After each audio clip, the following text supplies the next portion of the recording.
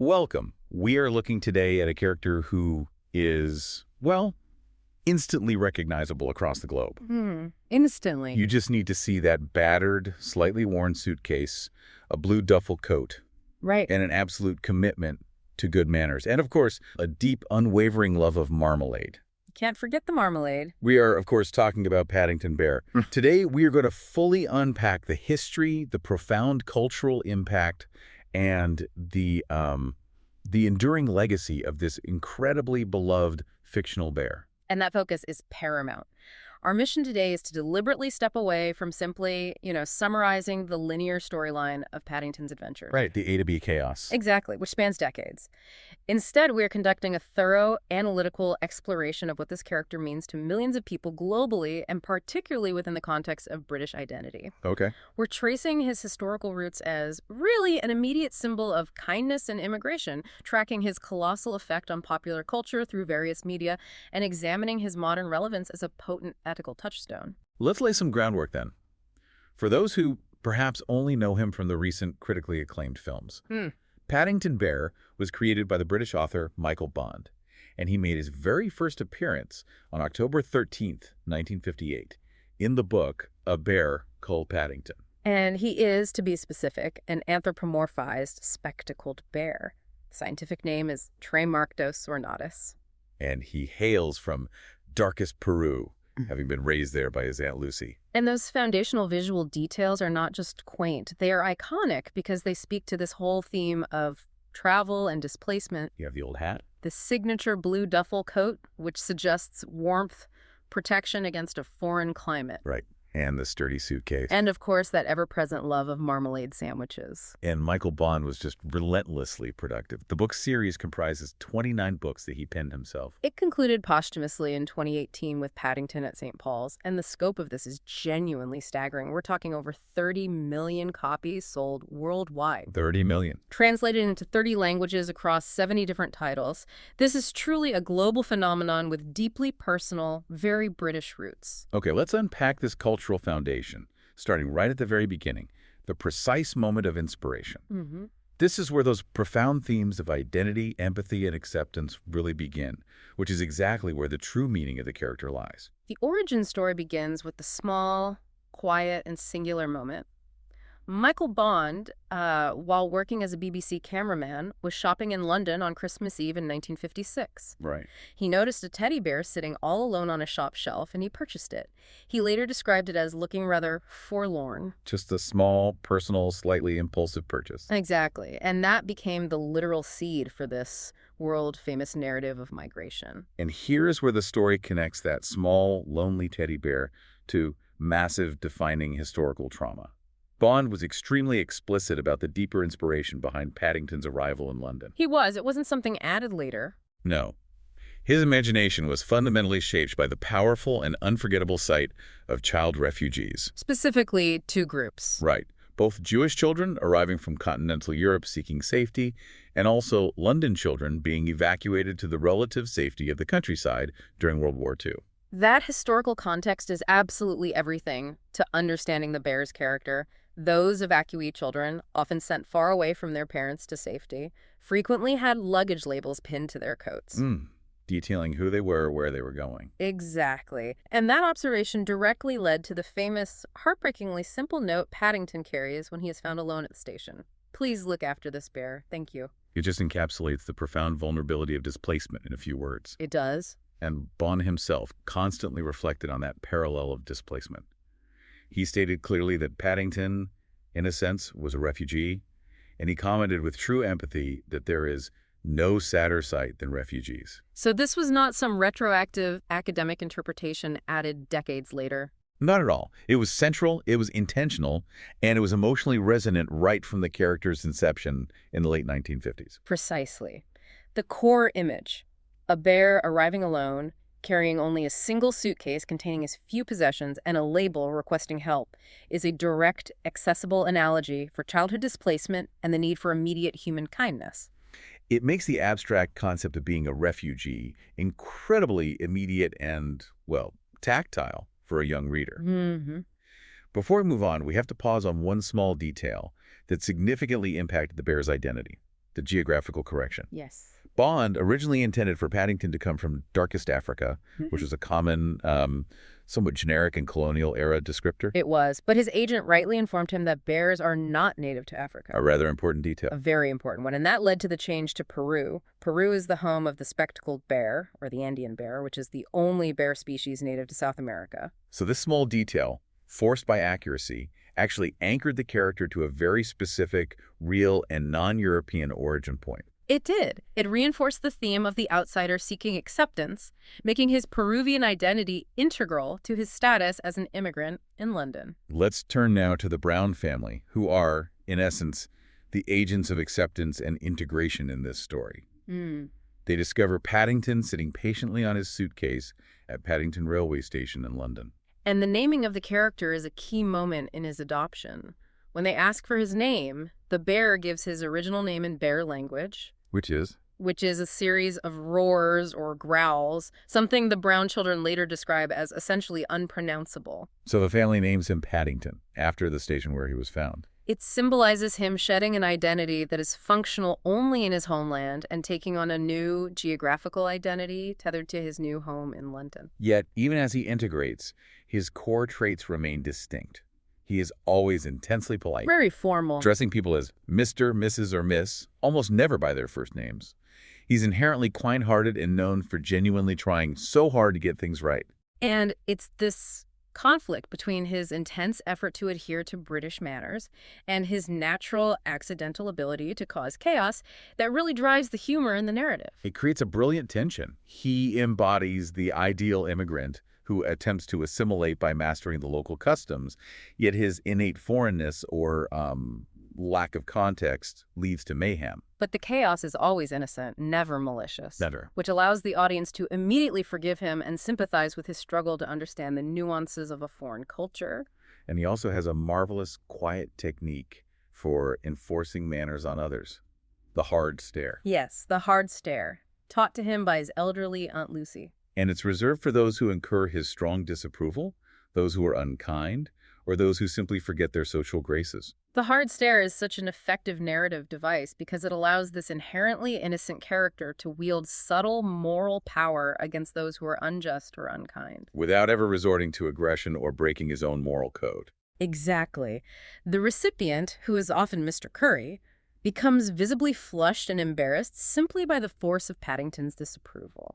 It's a nonverbal expression of his unwavering moral compass. The theme of who is truly welcome and who acts as the foil to kindness is highlighted so clearly through the supporting characters in the Browns' neighborhood. It is. We have the antithesis of kindness in the Browns' next-door neighbor, Mr. Reginald Curry. Mr. Curry is essential to the structure of the stories. He's consistently described as mean, nosy, arrogant, and bad-tempered. He's the perfect representation of insular, unwelcoming prejudice. He is. He sees Paddington not as a charming new neighbor, but as a subject to be exploited or complained about.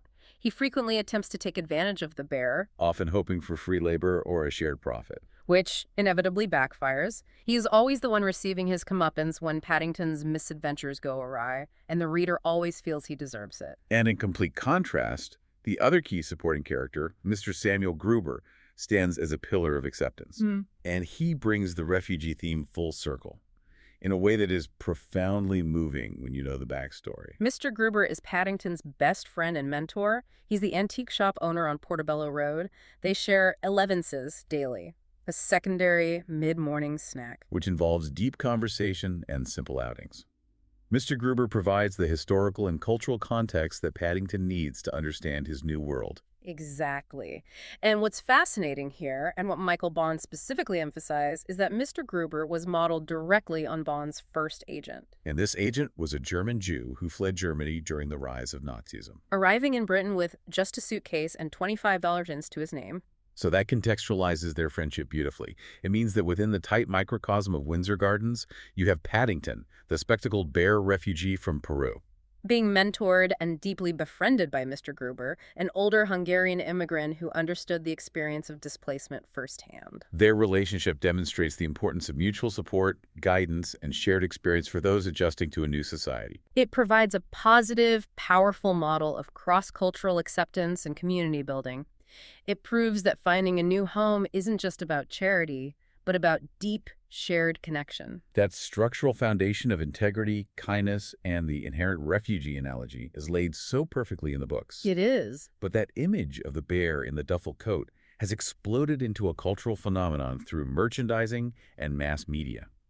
Let's move on and look at the evolution of a fictional icon through its adaptations and media presence. It's important to realize how long it took for the character to become a physical toy. The book started in 1958, but the first official Paddington Bear stuffed toy wasn't manufactured until 1972. 14 years later. By Gabrielle Designs, which was a small family business run by Shirley and Eddie Clarkson. This was a direct response to the massive, untapped commercial demand created by the books. And there's a wonderful functional story behind the iconic Wellington boots. We all picture Paddington in them, but Shirley Clarkson initially dressed the stuffed bear in the Wellingtons. Not as a fashion choice.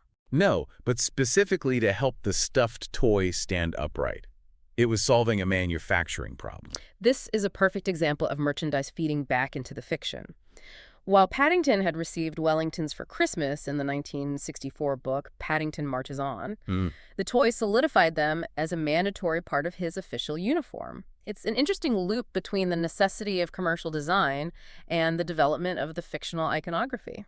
And for a piece of surprising trivia that connects this iconic toy to modern British television. Yes. The prototype of this first famous stuffed toy was a Christmas present for the Clarkson children, including Jeremy Clarkson, who is now one of the most well-known British television presenters, famous for his strong, often controversial opinions. It creates a peculiar juxtaposition, doesn't it? Yeah. The character who is the epitome of gentle, polite British tolerance. Being fathered, in a sense, by the family that produced a figure often celebrated for his outspoken, less-than-polite demeanor. It speaks to the ubiquity of Paddington within British culture. From the physical toys, the bear jumped onto the screen. The television legacy of Paddington is long, starting way back in 1966 with serialized readings on BBC's Jackanory. Read by the famous actress Thora Hird, and ITV quickly followed suit with their own readings on Once Upon a Time. But it's a sad footnote in television history that we have to acknowledge the fragility of early archives. It is. Sadly, no episodes of these very early televised readings from 1966 or the subsequent readings in the late 60s and early 70s survive in the BBC archives. So those early visual interpretations of Paddington are now considered lost pieces of cultural media history. They are. The adaptation most people remember from that era, certainly those who grew up in the UK or saw it internationally, is a distinctive stop-motion series that premiered in 1976. Animated and directed by the great Ivor Wood, who also brought to life other timeless classics like The Magic Roundabout and The Wombles. That 1976 series had a truly unique and distinctive aesthetic. We should probably visualize it for you. Yes. Paddington was a three-dimensional stop-motion puppet, which gave him texture and weight. But he was animated against surprisingly sparse, often gloomy two-dimensional backgrounds. These were frequently stark black and white line drawings. This visual contrast created a look that was both charmingly tactile and slightly surreal. It gave the puppet the sense of stepping into a storybook illustration. It did. And the voice work was singular and central to the series' intimacy. Michael Hordern narrated the entire series. Perhaps most impressively, he voiced all the characters himself. From Mr. Brown to Mrs. Bird to the villainous Mr. Curry. Hordern's masterful performance gave the series a remarkable sense of unity and warmth, making it feel like a cherished story being read aloud by a single, beloved voice. And that series had massive international reach, too. It appeared in the U.S. on PBS, then on Nickelodeon's Pinwheel, and later on premium cable channels like HBO and the Disney Channel. So it embedded the character into the childhoods of multiple generations across the globe. Following the Hordern stop-motion era, there were several subsequent animated versions produced for different markets. Hanna-Barbera produced a more traditional animated series in 1989. Sonar Films followed in 1997. And more recently, Studio Canal teamed up with Nickelodeon for a CGI series starting in 2019, which benefits from the vocal continuity established by the modern films. Which brings us to the critically acclaimed film series starting in 2014. These really cemented Paddington's place as a modern, cross-generational icon. They masterfully retain the character's integrity while utilizing cutting-edge technology. An animated Paddington character integrated seamlessly within a live-action London environment. It's a lesser-known fact that the initial casting for Paddington's voice was actually different. The Oscar-winning actor Colin Firth was announced and worked on the project. He did, but he ultimately withdrew. He made a very humble statement, acknowledging that he simply realized the bear doesn't have my voice. Van Wishaw replaced him, and that decision was artistically crucial. Absolutely. Wishaw has voiced Paddington in all 3 films, providing the character with his now signature gentle, slightly tentative, high-pitched, and immensely kind tone. It perfectly captures the character's mix of politeness and vulnerability. Now, despite the film's overwhelming sweetness and goodwill, the first film, back in 2014, generated a moment of unexpected controversy. Around its initial classification. Yes, the British Board of Film Classification, the BBFC, initially gave the film a PG certificate, advising that it contained dangerous behavior, mild threat, mild sex references, and mild bad language. That advisory description, particularly mild sex references, caused widespread amusement and confusion among the British public. And reportedly, Michael Bond himself was totally amazed by the advice. It seemed utterly out of place for a character defined by his innocence. The distributor immediately challenged the classification, which forced the BBFC to reevaluate. They revised the wording to clarify the issue. They qualified the mild bad language as infrequent, referring to a single mumbled use of bloody. And they crucially changed mild sex references to the much vaguer term innuendo. It demonstrated a moment where a modern structured classification system struggled to categorize the simple, innocent chaos derived from classic children's literature. Regardless of that classification kerfuffle, the final product was clearly a success. The first film was a commercial hit and was nominated for the BAFTA Award for Outstanding British Film. Which demonstrates its immediate cultural impact. And the sequel, Paddington 2, released in 2017, somehow managed to surpass the first in critical acclaim. It was universally praised. It held a perfect 100% rating on Rotten Tomatoes for an extended period, which is almost unheard of, even for beloved family films. The reason for this success lies in the film's fidelity to the character's core moral message. The entire series is anchored by that simple, potent mantra taught by Aunt Lucy to young Paddington. If we're kind and polite, the world will be right. That simple philosophy, applied without cynicism or irony, is what resonated so deeply with audiences who, I think, often feel overwhelmed by modern complexity. I agree. And the casting for the films was also exceptional, ensuring that top-tier talent surrounded the animated bear. Hugh Bonneville played the perpetually flustered but loving patriarch, Henry Brown. And the sequels then introduce high-caliber antagonists, like Hugh Grant as the narcissistic former West End star, Phoenix Buchanan. And Brendan Gleeson as the short-tempered, but ultimately kind prison cook, Knuckles McGinty. This level of talent invested in the material confirmed the gravity of the Paddington property. And we should note that the third film, Paddington in Peru, which premiered in 2024, continued this trend, adding incredible actors like Emily Mortimer, Antonio Banderas, and Olivia Colman, ensuring the franchise retains its sophisticated, warm, and cinematic appeal. There's also one political connection that became widely known after the 2022 Russian invasion of Ukraine that underscores the international reach of this character. Right. Volodymyr Zelensky, who later became the president of Ukraine and a global symbol of resistance. He voiced Paddington in the Ukrainian dubbing of both the first and second films. That fact resonated globally when the invasion began, not just because he was a celebrity voice, but because the character itself, a symbol of displaced people seeking refuge, became inextricably linked to the leader of a nation facing massive displacement and war. Hugh Bonneville publicly thanked President Zelensky for his role.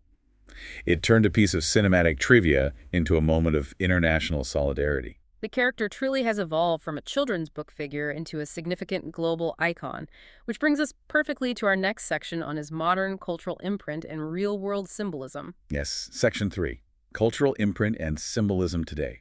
The bear doesn't just exist within the boundaries of books and film. He exists physically in the world, starting with the massive public art display known as the Paddington Trail. The Paddington Trail was a fantastic, high-visibility public art event launched in 2014 to celebrate the first film's release. Right. 50 large statues, each 3.5 feet tall, were placed all around London. Near key landmarks, parks, and shops. They acted as a joyous, citywide treasure hunt. And these statues weren't generic.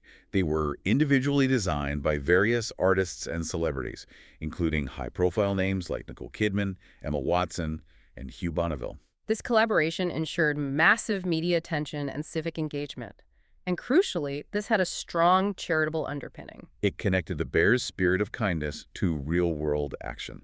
Exactly. The proceeds from the auction of these statues went directly to the National Society for the Prevention of Cruelty to Children, the NSPCC, raising a significant sum. Furthermore, the bear's physical presence has extended internationally. There's a statue in Lima, Peru.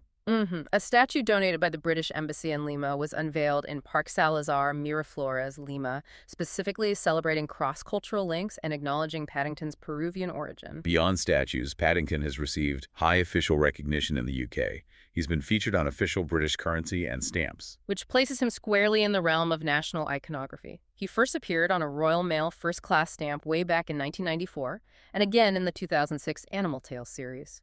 Even more officially, the Royal Mint issued an image of Paddington sitting at Paddington Station on UK 50p coins in 2018. Yes, for the 60th anniversary of the first book. And this is incredibly prestigious. It made Michael Bond only the second author, following Beatrix Potter, to have a literary character featured on the coin. That act places Paddington in the highest pantheon of British literary and cultural figures. It does. We also see his commercial presence tied strongly to his most famous food preference, while he is primarily linked to marmalade. He was featured in a surprising 2007 Marmite advertisement where he was tempted by a Marmite and cheese sandwich instead of his usual sweet fare. It shows the depth of the character's marketability. But the marmalade link is certainly the stronger, definitive association.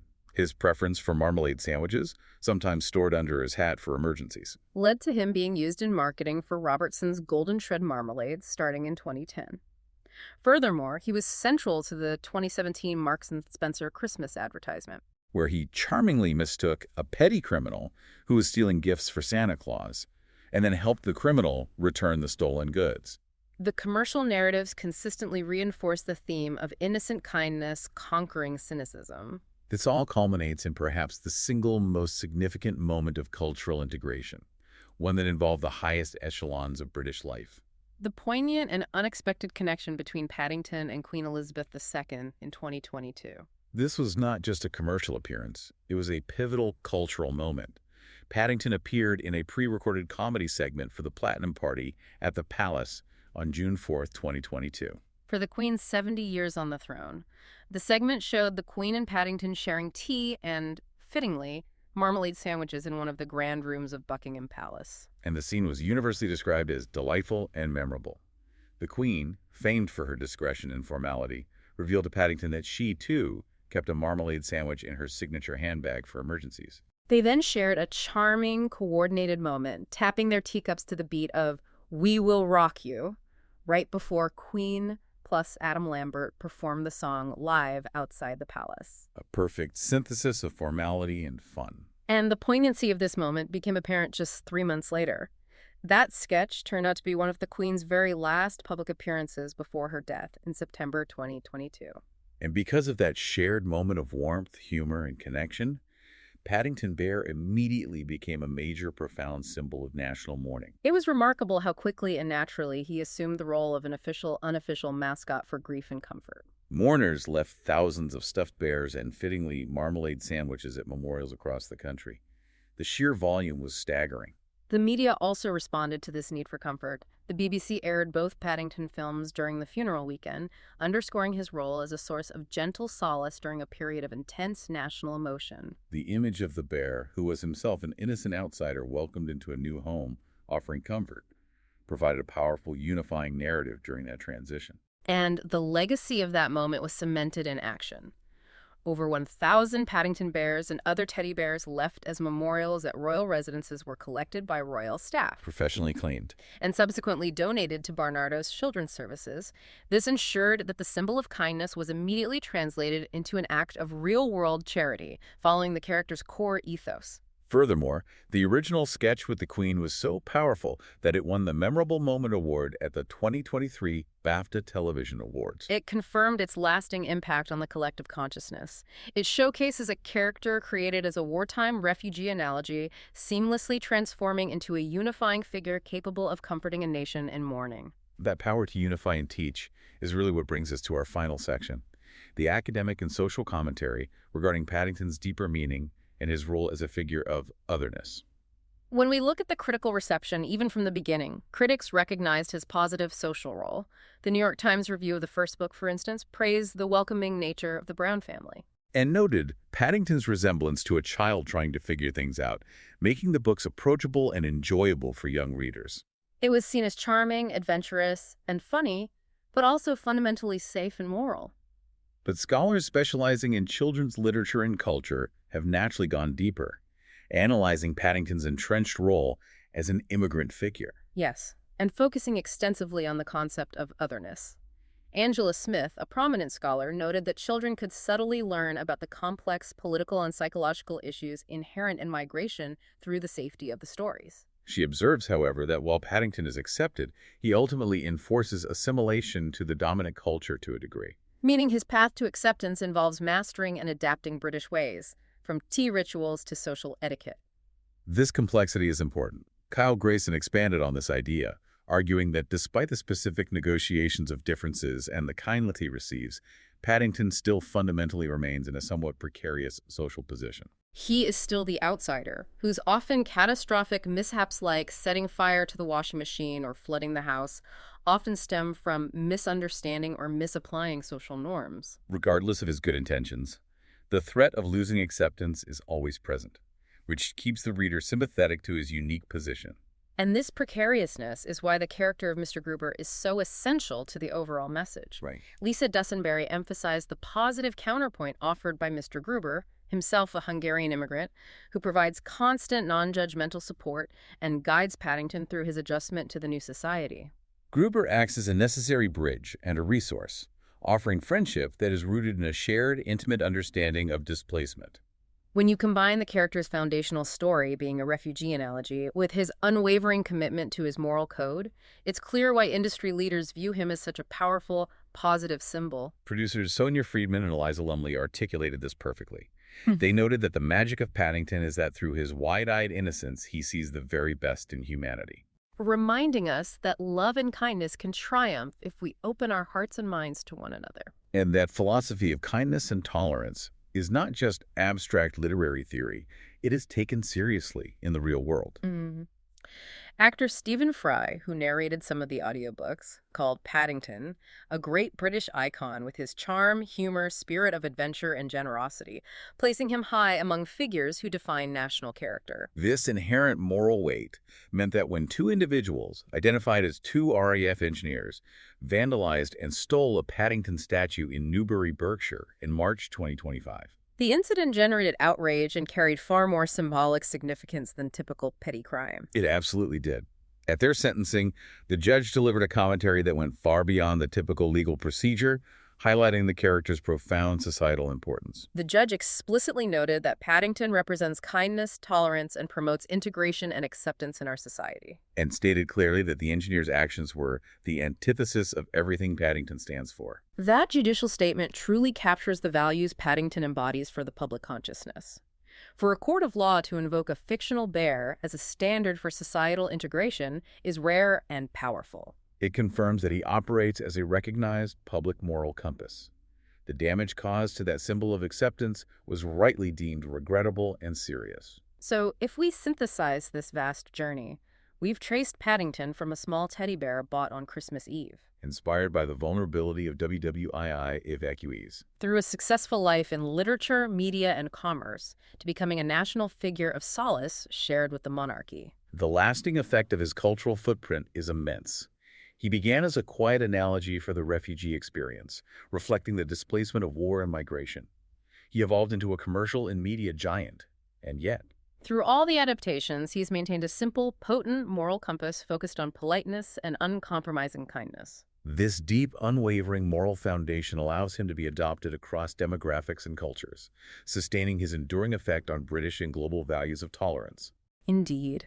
And it leaves us with a final point for you to reflect on.